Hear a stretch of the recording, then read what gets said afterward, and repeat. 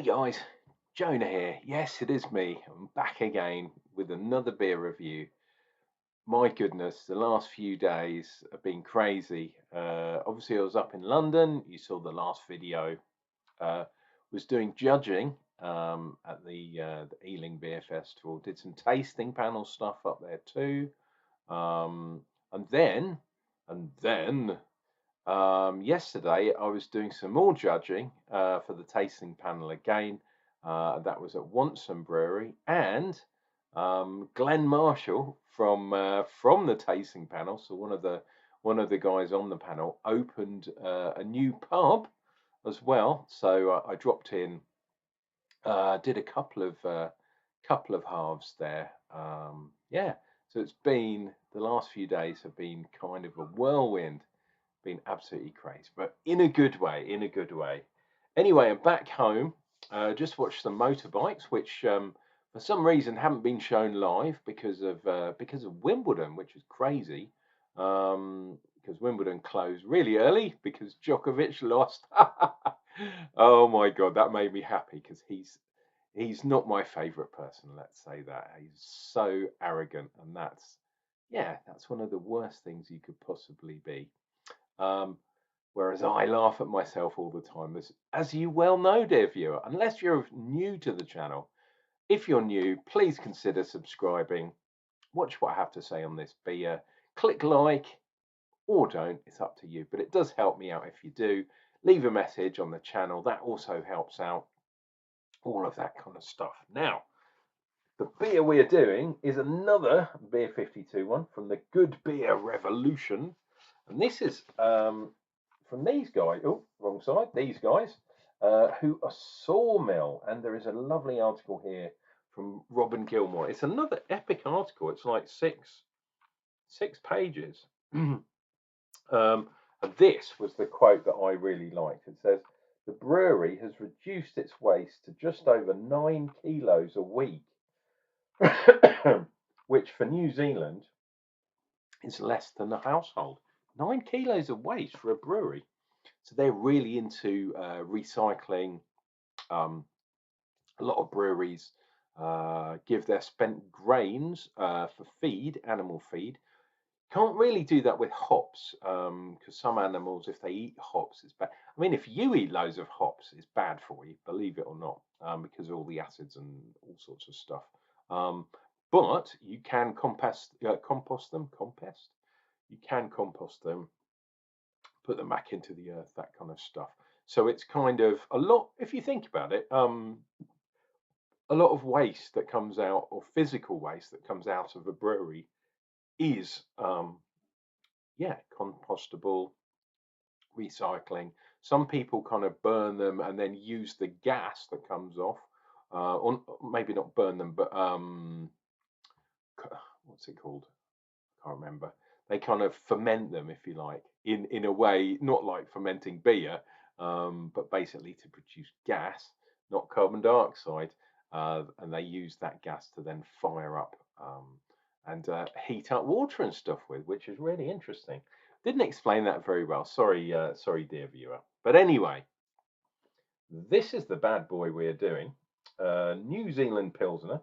It's from these guys, Sawmill, who are over in New Zealand. And that's why it's called the New Zealand Pilsner, this particular beer. However, in true Beer 52 style, it's not brewed there, it's brewed here by 4 Pure, South East London. A lot of these ones are brewed there, which isn't so good. But then I guess you're saving air miles and being more environmental if you don't ship a beer halfway around the world. What have we got in there? We got some wheat in here. The New Zealand people don't seem to like the pregnant ladies. It's a certified B corporation, which is a good thing. Alcohol is 4.8%, and England apparently are playing a football match, first final that they've been in for years and years and years. So we'll see what happens. By the time you're viewing this, you might even know the result because it's just about to start now. So I'm going to have a lager, have a Pilsner, even though it's a New Zealand one. and we'll see what we get. Right, let us open this bad boy. This has been in the fridge for a couple of days, but it's a lager, isn't it? You want a lager in the fridge, don't you? You don't really want it. A warm lager, that would be awful. That would be like festival style. Here we go. We got the tulip. Let's get this beer into the glass. Look at that. It's pouring very, very clear, but we'll see if there's any yeast right at the bottom. No. Okay.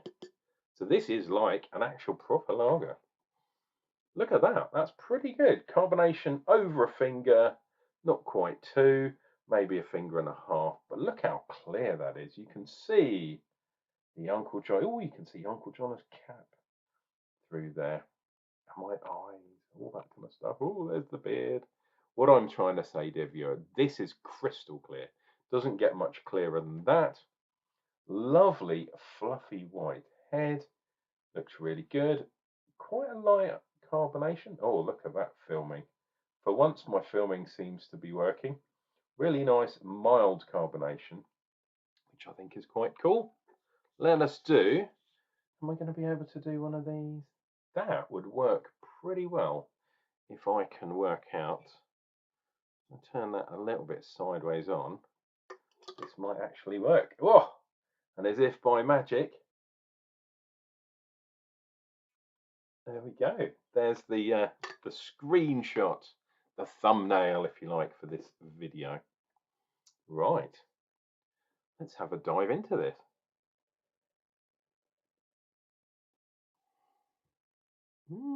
Really nice light hoppiness. Oh, now speaking of the hops, I do have the hop profile. So we've got Motueka, we've got Rawaka, we've got Kohanatu, we've got Nelson Savon, we've got Pacific Gem. So mix of kind of Australian and New Zealand hops there. Really cool. We've got lager malt and toffee malt. That's interesting. So I might get a little bit of sweetness from there. But it's quite a light hop. There's a bit of green in there. There's a few high notes. So it must be the Nelson Sauvignon, giving those light notes to the nose. Wine-like, grapey. Some people think maybe a little bit of melon in there. It's all those kind of high notes that you're getting, which is really good. I like that. Look at the head, almost disappeared. Whoops. There we go. Which is a shame, but hey, we'll see what we get. Anyway, cheers and beers. Let's hope England win the football. We shall see. Cheers.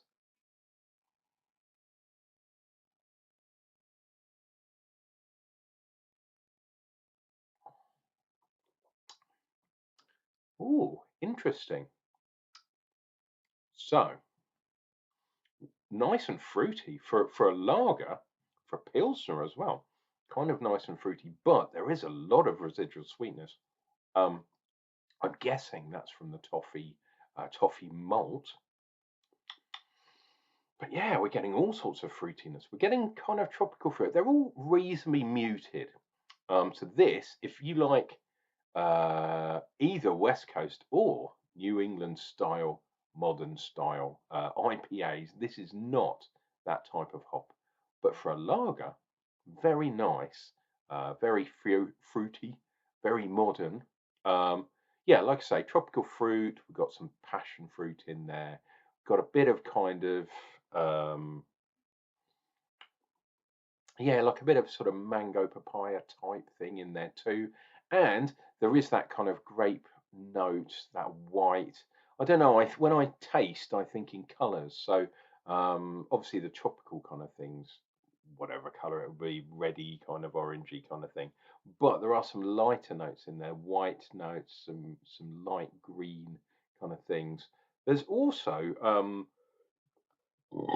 pardon me, quite well carbonated as well.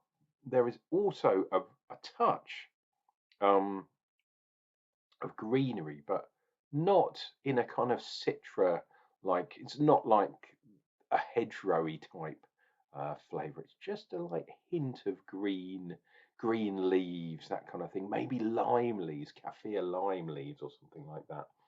We've also got, I don't know if you can see here, a very nice tide line on the glass.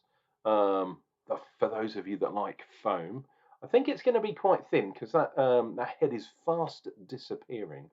However, it's good to see a nice amount of foam on lager because some yeah, some beers, they don't really have any head retention, and I really like head retention. I love lacing on a glass. I think it looks absolutely fantastic. Let's see what we get from this, but I don't think it'll be nice thick head, but we'll see. Cheers.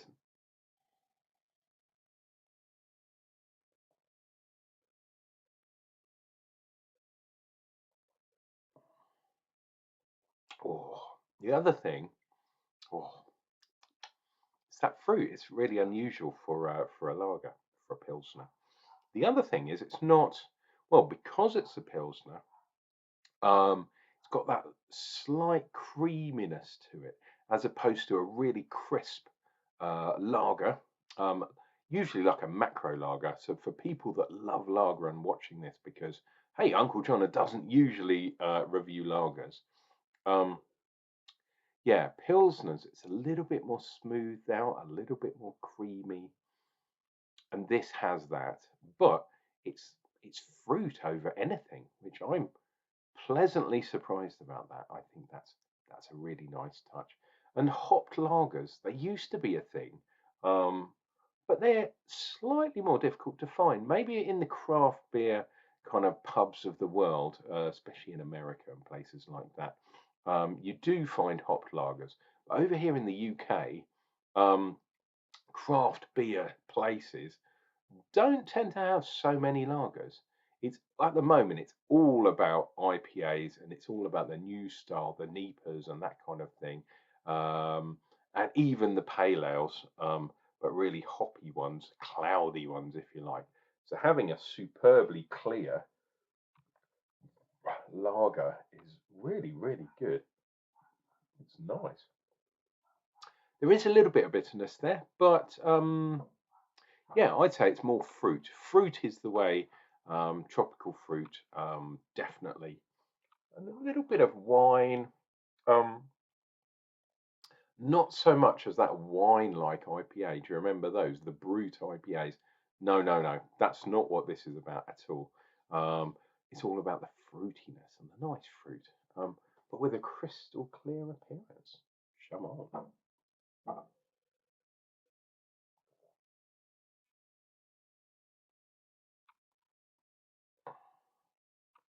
Let's have a look at the foam. There is a bit of foam there. But as you see, it's kind of fast falling down the side of the glass. If we look back at that tide line that was there, it's still there, but it is starting to drip. There's the second one. There's the third one, my third sip of the evening. Fantastic. So there we go. That is a review of the Sawmill New Zealand Pilsner, made in Southeast London by 4Pure. Really nice. And yeah, this box from Beer 52, really interesting. There's all sorts of different things. Some people have been saying that it's a little bit kind of on the weak side, but there are some stronger beers. Don't worry, dear viewer. I will definitely come to those, and yeah, probably sooner than you think. Guys, this has been Unclejona, drinking beer for your entertainment, and so you don't have to. Um, don't panic, because I will return with another beer review real soon.